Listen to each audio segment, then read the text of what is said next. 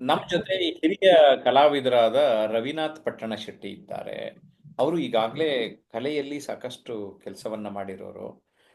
S Ravinath ಪಟ್ಟಣ Shetty am, ತಮ್ಮ ಆ, ಒಂದು ಕಲಿಕೆಯ ಅನುಭವ ಜೊತೆಗೆ ಈಗ ಒಂದು 3 ಡೇಸ್ ಕ್ಯಾಂಪ್ಗೆ ಬಂದು ಆ, ಕಲ್ತ್ರೆ ಒಬ್ಬ ಪಾರ್ಟಿಸಿಪೆಂಟ್ಸ್ಗೆ ಏನ್ ಲಾಭ ಆಗ್ಬೋದು ಅಂತ ಹೇಳ್ತೀರಾ? ನಮಸ್ಕಾರ ಸರ್, ಎಲ್ರಿಗೂ ಎಲ್ಲ ಮಹಾಶಿವರಾತ್ರಿಯ ಶುಭಾಶಯಗಳು. ತಮಗೂ ಅಷ್ಟೇ ಮಹಾಶಿವರಾತ್ರಿ ಶುಭಾಶಯಗಳು.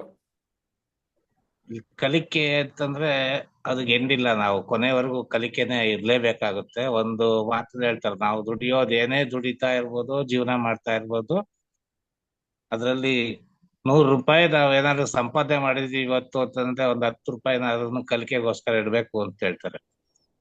10 ರೂಪಾಯಿ ಕಲಿಕೆಗೆ ಇಟ್ರೆ 20 ರೂಪಾಯಿ ನೀವು ಉಳಿತಾಯ ಮಾಡು ಅಂತಂದ್ರೆ ನಿನ್ ಮುಂದಿನ ಜೀವನಕ್ಕೆ. ಹಾಗೆ ಕಲಿಕೆ ಅನ್ನೋದು ನಿರಂತರವಾಗಿರುತ್ತೆ.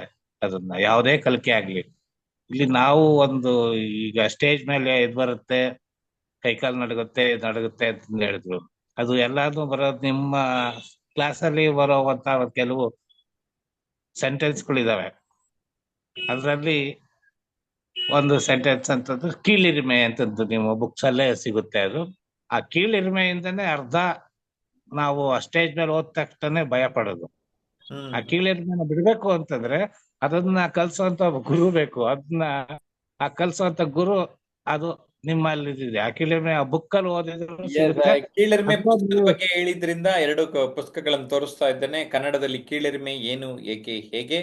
ಇಲ್ಲಿ ಇಂಗ್ಲಿಷ್ ನಲ್ಲಿ ಇನ್ಫೀರಿಯಾರಿಟಿ ಕಾಂಪ್ಲೆಕ್ಸ್, ಕಾನ್ಫಿಡೆನ್ಸ್ ಅಂತ ಎರಡು ಪುಸ್ತಕ sapnaonline.com ಮತ್ತು ಸಪ್ನಾ ಬುಕ್ ಹೌಸ್ ಅಲ್ಲಿ ಲಭ್ಯ ಆಗುತ್ತೆ. Yes, continue Ravinath. ಮೊಟ್ಟ ಮೊದಲನೇದಾಗಿ ನಮ್ಮ ಅಲ್ಲಿ ಬರ್ತಕ್ಕಂಥದ್ದು ದೊಡ್ಡ ಶತ್ರು ಅಂತಂದ್ರೆ ಕೀಳಿರಿಮೆ, ಇನ್ಫಿಯಾರಿಟಿ ಕಾಂಪ್ಲೆಕ್ಸ್ ಅಂತ ಏನು ಕಾಂಪ್ಲೆಕ್ಸ್ ಹೇಳ್ತೀವಿ. ಪ್ರತಿಯೊಬ್ರದ್ದು ಅಷ್ಟೇ. ಫಸ್ಟ್ ಸ್ಟಾರ್ಟಿಂಗ್ ಅಲ್ಲೇನೆ ಕೆಲವರು ಬರೀ 20 ಸತಿ ಕೈ ತೊಳಿತಾ ಇರ್ತಾರೆ ಫಸ್ಟ್ MBBS ಸೇರ್ಕೊಂಡಾಗ. ಅಯ್ಯೋ ವೈರಸ್, ಇದು ವೈರಸ್, ಅದು ವೈರಸ್ ಅಂತಂದು. ಆಮೇಲೆ ಫೈನಲ್ ಇಯರ್ ಬರೋಷ್ಟೊತ್ತಿ ಕೇರೆ ಮಾಡಲ್ಲ ಅವ್ರು, ಹೇಳ್ಬೇಕಲ್ಲಿ ತಿಂತ ಇರ್ಲಿ. ಹಂಗೆ ಇದಾಗೋದು. ಈಗ ಫಸ್ಟ್ ಆ ಕೀಳಿರಿಮೆ ಅಂತಂದು ಹೋದಾಗ ಅದೇ MBBS ಫಸ್ಟ್ ಇಯರ್ ನಾನು ಹೆಂಗ್ ಕೈ ತೊಳ್ಕೊಡ್ತು ನಂಗೆ ತೊಳ್ಕೊತಾ ಇದ್ದೆ, ಹೆದರ್ತಾ ಇರ್ತೀವಿ ವೈರಸ್ಗೆ. ಇಲ್ಲಿ ಆ ವೈರಸ್ ತರ ನಾವಿಲ್ಲಿ ಅವಾಗ ಆ ವೈರಸ್ಗೆ ಹೆದರೋದಿಲ್ಲ. ಆ ಕೀಳಿರಿಮೆನ ಬಿಡ್ಬೇಕು ಅಂದ್ರೆ ನಮ್ಮಲ್ಲೇ ನಾವೇ ದೃಢ ನಿರ್ಧಾರವನ್ನು ತಗೋಬೇಕು. ಆ ಧೈರ್ಯ ತಗೋಬೇಕು. ಹೊರಗಡೆ ಇಲ್ದೇ ಇರೋ ಧೈರ್ಯ ನಾವು ಒಳಗಡೆ ತಗೋಬೇಕು ಅಂತಂದ್ರೆ ಅದಕ್ಕೆ ಒಂದು ಈ ತರ ಟ್ರೈನಿಂಗ್ ಇದೆಲ್ಲ ಬೇಕೇ ಬೇಕು, ಗುರು ಬೇಕೇ ಬೇಕು. ಅದನ್ನ ಎಸ್, ಈಗ ನೀವು ನನ್ನನ್ನ ಆಸ್ ಎ ಮೆಂಟರ್ ಗುರುತಿಸಿದ್ದೀರಿ. ಮಾಡುವಂತವ್ರು S Ravinath, as a mentor Jayaprakash Nagathihalli ಏನ್ ಹೇಳಕ್ ಇಷ್ಟಪಡ್ತೀರಾ? ಒಂದು ನಾನು ಅಬ್ಜೆಕ್ಟಿವ್ ಆಗಿ ಹೇಳೋದಾದ್ರೆ, ಮೆಂಟರ್ ಅಂತಂದ್ರೆ ಇಲ್ಲಿ ಅದು ಅರ್ಥ ಬೇರೆ. ಅದನ್ನ ಸ್ವಲ್ಪ ಕ್ರ್ಯಾಕ್ ಆಗಿ ಹೇಳೋದಾದ್ರೆ, ಕ್ರ್ಯಾಕ್ ಮಾಡಿ ಅಂತಂದ್ರೆ ಹೊಡೆದು ಹೇಳೋದಾದ್ರೆ, ಮೆಂಟರ್ ಅಂದ್ರೆ ಒಂದು ಮೆಟಲ್ ಅದು ಮೆಲ್ಟ್ ಆಗುತ್ತಲ್ಲ, ಹಾಗೆ ಕಂಪ್ಲೀಟ್ ಶಿಷ್ಯಂದ್ರನ್ನ ಅಷ್ಟನ್ನ ಕರಗಿ ಒಂದು ಬೇರೆ ಒಂದು ಶೇಪ್ ಕೊಡೋ ಅಂತದ್ದು. ನಾನು ಬೇರೆ ರೀತಿ ಹೇಳ್ತಾ ಇದ್ದೀನಿ. ಅಂದ್ರೆ ಒಂದು ಮೆಲ್ಟ್ ಆದ್ರೆ ಒಂದು ಆದ್ರೂ ನಿಮ್ಮ ಶೈಲಿ ಅರ್ಥ ಆಗ್ತದೆ ಬಿಡ್ರಿ, ನಿಮ್ಮ ಇನ್ನೊಂದು ಶೈಲಿ. ಶೇಪ್, ಒಳ್ಳೆ ಶೇಪ್ ಅನ್ನ ಕೊಡುವಂತ ಒಂದು ಕಲೆಗಾರರು ಅಂತ ಹೇಳ್ಬೋದು, ಅಥವಾ ಸೃಷ್ಟಿಕರ್ತ ಅಂತಂದ್ ಹೇಳ್ಬೋದು. ಗುರು ಬ್ರಹ್ಮ ಗುರು ವಿಷ್ಣು ಅಂತ ಹೇಳ್ತಾರೆ. ಅದೇ ಅರ್ಥ ಹಾಗಾಗಿ ಬರುತ್ತೆ. ಓಕೆ, ಯಾಕೆಂದ್ರೆ ಗುಡ್. ಈಗ ನೀವು ಚಿತ್ರಕಲೆಯಲ್ಲಿ ಸಾಕಷ್ಟು ಸಾಧನೆಯನ್ನ ಮಾಡಿದ್ದೀರಿ.